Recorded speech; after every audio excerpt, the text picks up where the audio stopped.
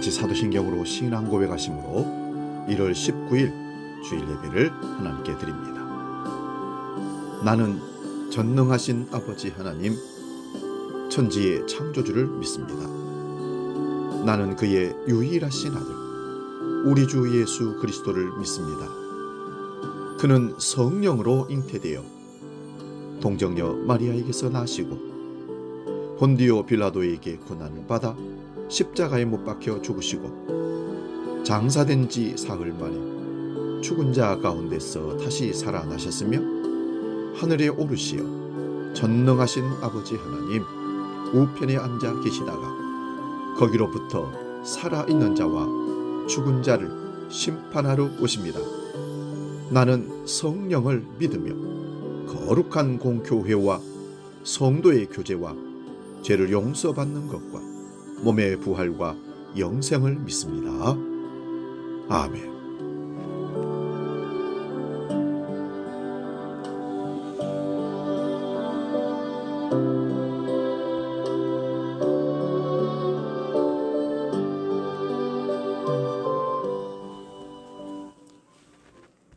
찬송가 309장 목마른 내 영혼 함께 찬송합니다.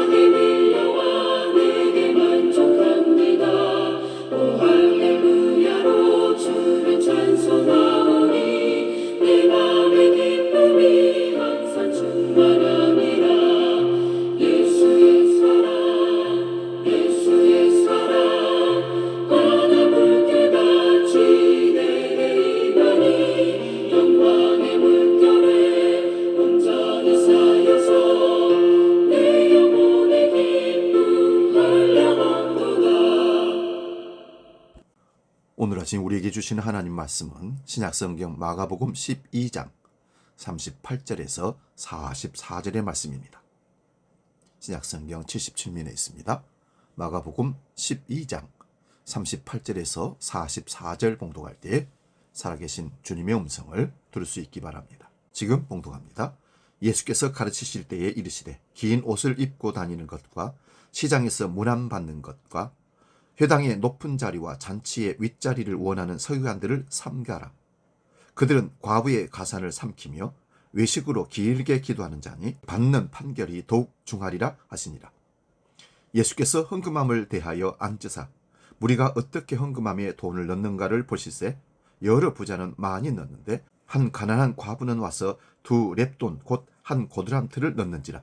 예수께서 제자들을 불러다가 이르시되 내가 진실로 너희에게 이르노니 이 가난한 과부는 헌금함에 넣는 모든 사람보다 많이 넣었도다. 그들은 다 그 풍족한 중에서 넣었거니와 이 과부는 그 가난한 중에서 자기의 모든 소유 곧 생활비 전부를 넣었느니라 하시니라. 아멘.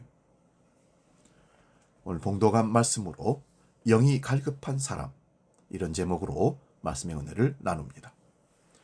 오늘 본문 말씀에는 두 편의 이야기가 등장합니다. 첫째 이야기는 38절에서 40절입니다. 당시 유대 사이에서 상류 계급으로 할 수 있는 서기관, 율법학자에 관한 예수님의 말씀입니다. 둘째 이야기는 41절에서 44절에 나오는 가난한 과부의 헌금 이야기입니다. 서기관들은 사람들에게 존경과 부러움을 샀던 사람들입니다. 실제로 그들은 성실하기도 하고 똑똑한 사람들이었습니다. 오늘날의 판사나 대학 교수 또는 대형교회 목사라고 할 수 있습니다. 그런데 예수님께서는 그들을 당시의 일반적인 여론과는 다르게 판단을 하셨습니다. 본문 38절에서 40절 말씀을 세번역 성경으로 읽어보겠습니다. 예수께서 가르치시면서 이렇게 말씀하셨다. 율법학자들을 조심하여라. 그들은 예복을 입고 다니기를 좋아하고 장터에서 인사받기를 좋아하고 회당에서는 높은 자리에 앉기를 좋아하고 잔치에서는 윗자리에 앉기를 좋아한다. 그들은 과부들의 가산을 삼키고 남에게 보이려고 길게 기도한다. 이런 사람들이야말로 더 엄한 심판을 받을 것이다. 예수님께서는 서기관들을 본받으라고 말씀하지 않으시고 조심하라고 말씀하셨습니다. 그 이유를 다음과 같이 3가지로 설명합니다. 첫째는 그들은 인사받기를 좋아하고 회당이나 잔치에서 높은 자리에 앉기를 좋아한다는 것입니다. 두 번째는 그들은 자신들의 전문 지식을 이용해서 의지할 데가 없는 과부 같은 사람들에게 물질적으로 과중한 짐을 지웠습니다. 예를 들면 가난한 과부가 소송 문제로 그들을 찾아왔을 때 제대로 대변해 주지 않고 변호사비만 높이 올려서 받는 일입니다. 셋째는 챙길 건 다 챙기면서 남에게 보이려고 길게 기도한다는 것입니다. 그들은 실제로 사람들이 많이 오가는 길목이나 시장이나 성전 마당 등에서 두 손을 높이 든 채 경건한 포즈를 취하면서 기도했습니다. 예수님의 비판을 서기관들이 직접 들었다면 아마 3가지로 대변하면서 반박했을 겁니다. 첫째는 자신들은 원하지 않았는데도 사람들이 와서 인사하고 자신들을 상석에 앉게 했다고 말할 것입니다. 둘째 변명은 과부들의 재산을 불법으로 빼앗은 적은 한 번도 없다고 강변할 것입니다. 나름 합법 아닌 일은 세상에 별로 없습니다. 조선을 강제 병합한 일본도 자신들의 행위가 합법이었다고 하며 히틀러도 자신의 행위를 합법이라고 하고 우리나라의 지난 군사 독재 시절의 지도자들도 모두 합법이었다고 주장합니다. 불법인 줄 알면서 나쁜 일을 저지른 사람들은 좀도둑에 불과합니다. 큰 도둑은 대개 합법을 가장합니다. 세 번째 변명은 기도 문제도 그렇습니다. 서기관들은 남에게 보이려는 목적이 아니라 영혼의 깊이에서 우러나와 기도한다고 자신들이 기도하는 모습을 보고 다른 사람들이 큰 은혜를 받았다고 자신들을 합리화할 것입니다. 말은 그렇게 할 수 있으나 실제로는 위선을 피할 수 없습니다. 그리고 그 결과는 더 엄한 심판입니다. 더 엄한 심판을 받을 것이라는 예수님의 말씀은 그들이 죽은 다음 최후 심판을 받아 지옥에 떨어진다는 뜻일까요? 죽음 이후의 운명에 관해서는 우리가 다 알지 못합니다. 그리고 위선적이고 잘난 척하고 합법이라는 테두리 안에서 적당하게 불이익을 취한 사람들이 모두 지옥에 간다면 우리도 모두 지옥에 갈 가능성이 매우 큽니다. 우리는 대개 우리 자신이 위선적인지 아닌지도 잘 모르면서 살고 있습니다. 따라서 더 엄한 심판이라는 말씀은 우리의 죽음 이후가 아니라 위선적으로 살아가는 사람들의 영혼이 지금 여기서 얼마나 공공하고 찌들었는지를 가리키는 것입니다. 다른 사람의 인정을 받으려고 애쓰는 삶이 얼마나 피곤하며 거기서 얼마나 많은 문제가 일어나는지를 여러분도 다 아실 겁니다. 더 엄한 심판이라는 말의 의미를 조금 더 현실적인 차원에서 이렇게 생각합니다. 서기관들과 같은 지도자 계층에 속한 사람들은 자신을 다른 사람들보다 더 엄하게 성찰하면서 살아야 합니다. 다른 사람보다 잠도 덜 자고, 다른 사람보다 더 솔직해야 하고, 다른 사람보다 더 자신을 낮춰야 하고, 다른 사람보다 더 이타적이어야 합니다. 마치 출가 수도자들처럼 구도정진하듯이 살아가야 합니다. 그렇게 하지 않으면 다른 사람들이 자신을 향해서 선생님, 교수님, 박사님, 목사님, 판사님, 사장님, 대통령님, 대표님 등등 하고 높여주니까 자칫 자신이 실제로 높은 사람인 줄 착각하게 되는 겁니다. 착각이라고 하더라도 서기관처럼 높임을 받으면서 사는 게 더 멋진 인생이라고 생각하는 사람들이 적지 않을 것입니다. 비유적으로 여기 동네 아이들이 모여서 논다고 한번 생각해 보십시오. 동네 우두머리가 되려는 아이가 있습니다. 자기 말 한마디에 아이들이 모두 이리저리 움직입니다. 그걸로 우쭐하면서 허세를 부립니다. 사람들이 그 광경을 보면 참 우스꽝스럽습니다.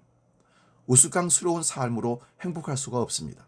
골목대장처럼 잠시는 기분이 좋을지 모르나 영혼의 만족에는 이를 수가 없습니다. 이런 착각에 떨어지지 않으려면 그는 다른 일반적인 사람보다 더 엄격하게 자신을 다스려야 합니다. 더 긴장해야 합니다. 그래서 예수님께서는 석인과 같은 사람을 조심하라고, 더 정확하게는 더 엄하게 자신을 다스릴 각오가 없다면 그런 높은 자리에 올라갈 생각을 하지 말라고 말씀하신 겁니다. 혹시 본문이 말하는 서기관이 바로 오늘날 대한민국에 사는 그리스도인들은 아닐까요? 두 번째 얘기인 41절 44절의 과부 헌금 얘기입니다. 이 사람은 서기관과 대비가 됩니다. 당시 사회에서 과부는 하층민입니다. 아무도 이 사람을 가까이 하고 싶어 하지 않습니다. 예수님께서는 마침 성전의 헌금 궤 옆을 지나가시다가 과부가 헌금하는 모습을 지켜보셨나 봅니다. 부자들은 자기 체면과 권위에 맞는 액수의 헌금을 드렸지만 이 과부는 푼돈을 헌금으로 바쳤습니다. 성전에서 재정을 보는 사람은 부자들의 헌금에 주목했을 겁니다. 예수님께서 제자들에게 이렇게 말씀하십니다. 본문 43절입니다. 예수께서 제자들을 불러다가 이르시되 내가 진실로 너희에게 이르노니 이 가난한 과부는 헌금함에 넣는 모든 사람보다 많이 넣었도다. 이 얘기가 단순히 헌금을 정성껏 드려야 한다는 교훈이라고 생각하지는 않습니다. 우리와 하나님의 관계, 즉 삶의 깊이에 관한 문제이고 영혼의 문제이며 신앙의 본질에 관한 문제입니다. 앞에서 언급된 서기관은 영원히 감당하지 못할 정도로 과부하에 걸려서 피폐해진 사람이라면 과부는 영원히 간절하고 갈급하고 투명한 사람입니다. 서기관의 인생은 주변 사람의 평가와 달리 초라했으며 과부의 인생은 주변 사람들의 평가와 달리 놀라울 정도로 풍성했습니다. 영혼이 갈급할 때만 삶이 풍성해진다는 사실은 분명한 진리입니다.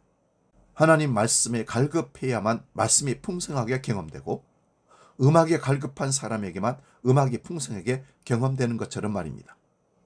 혹시 오늘 설교를 들으면서 속으로 당신이 과부를 너무 치켜 세우는 것 같다라고 생각할지 모르겠습니다. 실제로는 삶에 지쳐있는 과부를 정신적으로 아주 높고 고상한 사람처럼 미워한다고 생각할 수도 있습니다. 물론 과부의 인생살이는 피곤할 겁니다. 남편도 없이 자식을 키우느라고 하루하루가 고생일지 모릅니다. 남편 없는 여자라고 주변에서 무시당하고 억울한 일을 당할 수도 있습니다. 고달픈 인생의 표변일 가능성이 큽니다. 그렇다고 그녀가 무조건 행복한 여자라고 단정하면 곤란합니다.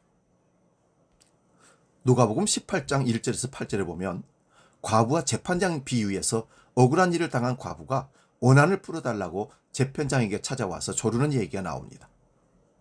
과부는 원한이 맺힌 사람을 대표합니다. 그 비유에서 예수님께서는 교만한 재판장도 과부의 원한을 무시하지 못하듯이 하나님께서는 사람들의 원한을, 즉 영혼의 갈급함을 풀어주신다고 말씀하셨습니다. 하나님께서 풀어주시는 인생보다, 하나님과 특별한 관계를 맺고 사는 인생보다 더 풍성한 삶이 어디 있겠습니까? 본문에 나오는 과부의 헌금이 특별한 이유는 풍족한 중에서 넣은 부자들과 달리 가난한 중에서 모든 소유, 생활비 전부를 바쳤다는 데에 있습니다. 풍족과 가난이 대비가 됩니다. 부자는 돈은 풍족한데 영혼이 가난한 사람이고, 가난한 과부는 돈은 없는데 가난한데 영혼이 풍족한 사람입니다. 왜 그럴까요? 풍족한 사람들은 삶의 일부로만 하나님과 관계를 맺으나 가난한 이 여자는 자기 삶 전체로 하나님과 관계를 맺기 때문입니다. 차원이 다릅니다. 과부는 부자가 따라올 수 없을 정도로 절실하고 간절하고 갈급합니다. 아프리카 어느 지역에 사는 사람들은 물 한 동이를 얻으려고 하루에 몇 킬로미터를 걷는답니다. 우리는 수도꼭지만 틀면 값싸게 물을 얻습니다. 누가 물에 대해서 간절한지는 물어볼 필요가 없습니다. 그럼 우리의 시야를 넓혀보시기 바랍니다. 지금까지 밝혀진 바에 이르면 우주에서 지적 생명체가 존재하는 행성은 지구 외에는 없습니다. 그 사실을 아는 사람은 지구를 소중하게 여깁니다. 지구의 생태계를 보존하려고 간절한 마음으로 최선을 다합니다. 재산이 많을수록 삶의 간절함과는 거리가 멀어지는데도 현대인은 부자가 되려는 욕망에 붙들려 살고 있습니다. 가난뱅이 과부가 자기의 생활비 전부를 헌금함에 넣는 행위는 다른 한편으로는 무책임해 보이긴 합니다. 아무리 하나님과의 관계가 중요하더라도 일단 일용할 양식에 필요한 생활비는 남겨둬야 하지 않을까요? 여기서 눈여겨보아야 할 관점은 이 여자가 자기의 미래를 완전히 하나님의 손에 맡겼다는 사실입니다. 이게 보통 사람에게는 불안한 일입니다. 상식에 따르면 하나님께 미래를 맡기더라도 먹고 마시고 입는 문제는 일단 확보돼야 하니까요. 그런데요, 따지고 보면 평생 편안하게 먹고 살 재물이 있는 사람들도 삶이 불안하기는 마찬가지입니다. 그 불안을 극복하려고 돈에 더 의지하고 다른 사람들에게 인정받으려고 더 노력하는지 모릅니다. 그래봤자 우리의 10년의 노인 현재와 미래의 불안은 결코 사라지지 않습니다. 이 과부는 가난하기에 다른 사람이 의지하는 돈이나 권력이나 명예 등을 의지할 수도 없었습니다. 하나님 외에는 의지할 대상이 없다는 사실이 오히려 큰 복입니다. 하나님만 바라보고 하나님만 희망하고 하나님만 사랑하고 갈급한 마음으로 하나님을 찾을 때만 영혼의 풍요로움을 선물로 받을 수 있기 때문입니다. 여러분은 이 말에 실제로 동의가 됩니까? 이런 설명이 실제 삶과는 거리가 있다고 느끼는 분들이 있을 겁니다. 우리가 당장 재산을 모두 헌금으로 드리든지 어려운 이들을 위해서 기부하고 가난한 과부처럼 살아야만 영혼이 풍요로울 수 있다는 말이냐 하고 말입니다. 또는 이 가난한 과부의 영혼이 갈급함을 통해서 풍요로워졌다는 걸 어떻게 할 수 있느냐고 말입니다. 이런 질문에 제가 일일이 답하지는 못합니다. 성경이 여러분의 모든 행동을 일일이 규정하지도 않습니다. 다만 저는 여기서 가난한 과부의 영혼이 어떻게 풍요로울 수 있는지를 솔로몬의 영광보다 저 들꽃의 영광보다 크다라는 예수님의 말씀을 염두에 두고 설명을 해봅니다. 여러분, 일단 가난하지만 기쁨을 누릴 수 있는 순간이 언제인지를 찾아보시기 바랍니다. 숨쉬기, 보기, 듣기, 먹기, 책 읽기, 귀 기울이기, 사랑하기 등등 헤아릴 수 없이 많습니다. 목사들은 섬기는 교회가 작아도 설교를 준비하고 실행하는 기쁨을 누릴 수 있습니다. 값없이 선물로 받는 기쁨입니다. 늙으면 삶이 무례해지지 않을까? 걱정하는 분들이 있다면 안심하십시오. 재밌게 살려고 분주한 젊은이들이 오히려 무료하게 삽니다. 우리 삶에서 정말 중요한 일들은 가난해도 늙어도 몸이 불편해도 얼마든지 풍요롭게 누릴 수 있기 때문입니다. 그래서 예수님께서는 가난한 자가 복이 있다고 말씀하지 않으셨을까요? 문제는 우리에게 영혼의 간절함과 갈급함이 없거나 있다고 하더라도 형식적이거나 그래서 오늘 본문에 나오는 과부의 운명을 끔찍하게 두려워한다는 사실입니다. 예수님께서는 서기관을 조심하라고 그러니까 멀리하라고 말씀하셨고 과부를 모든 사람보다 더 많이 헌금한 사람이라고 그러니까 가까이 하라고 말씀하셨습니다. 서기관은 다른 부자들과 마찬가지로 체면 구기지 않을 정도로 헌금을 하는 교양 수준에서 살아가기에 간절함이 전혀 없었고 과부는 누추하게 살았으나 자신의 생활비 즉 자기의 미래 전체를 하나님께 맡기는 간절함이 있었던 겁니다. 서기관은 주변에 사람이 모여 있었으나 실제로는 외로운 사람이었고 과부는 주변에 많은 사람이 몰려듣지 않았으나 실제로는 지금 예수님께 인정받았듯이 외롭지 않았습니다. 지금 여러분은 어떤 사람으로 살고 싶으신가요? 이런 게 너무 상투적인 질문인가요? 사랑하는 여러분, 우리의 모든 실존에 대한 갈급함의 궁극적인 깊이로 들어가는 게 바로 하나님 경험이라는 사실을 기억해 두시기 바랍니다. 끊임없이 재판장을 찾아가서 원한을 풀어달라고 간청하던 과부, 무책임한 사람으로 보일 정도로 생활비 전부를 헌금하며 넣어버린 과부처럼 말입니다. 언젠가 완전한 무소유의 상태로 떨어지는 죽음의 순간이 벼락처럼 닥치면 누구나 모두가 어쩔 수 없이 간절하고 갈급한 사람이 되고 말겠지만, 그 이전 지금 여기서 여러분 모두 두려워하지 말고 부러워하지 말고 걱정하지 말고 갈급한 영혼으로 살아가시기 바랍니다. 이것이 산상수훈에서 말하는 첫 번째 복선언인 심령이 가난한 자는 복이 있나니 천국이 그들의 것임이라는 선언의 복을 받는 자들입니다. 사랑하는 여러분, 주님을 향한, 천국을 향한 우리의 갈급함이 항상 우리를 주님 앞에 머물게 하는 복임을 잊지 마시기 바랍니다. 이 시간 복음 찬양 심령이 가난한 자 함께 찬양하고 기도하고 마치겠습니다.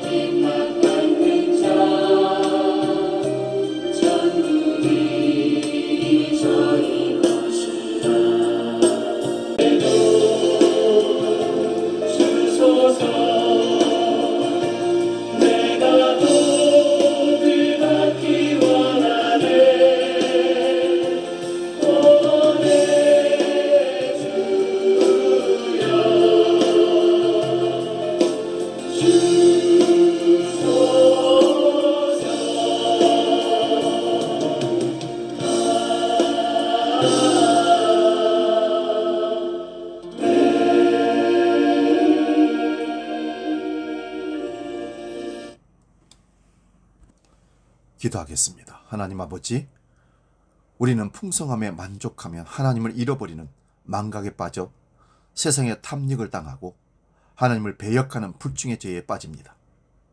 하나님 아버지, 우리로 하여금 하나님을 사모하여 심령이 가난한 자로 영혼의 갈급함을 간직한 사람으로 이 땅을 살아가게 하여 주옵소서. 이것이 복임을 인정하게 하시고 살아갈 때에 천국을 얻는 복을 누리는 줄 믿게 하여 주옵소서. 예수 그리스도의 이름으로 기도하옵나이다. 아멘. 이제는 복의 근원 되시고 우리의 길이요 진리요 생명이신 예수 그리스도의 은혜와 아버지 하나님의 크고 놀라우신 사랑과 성령 하나님의 지키시고 보호하시고 함께하시고 베푸시는 은총의 역사가 목마른 심령으로 이 땅을 살기로, 가난한 영혼으로 이 땅을 살기로 결단하며 나아가는 모든 주의 백성들 머리 위에, 인생길 위에 영원히 함께하시기를 간절히 축원하옵나이다. 아멘.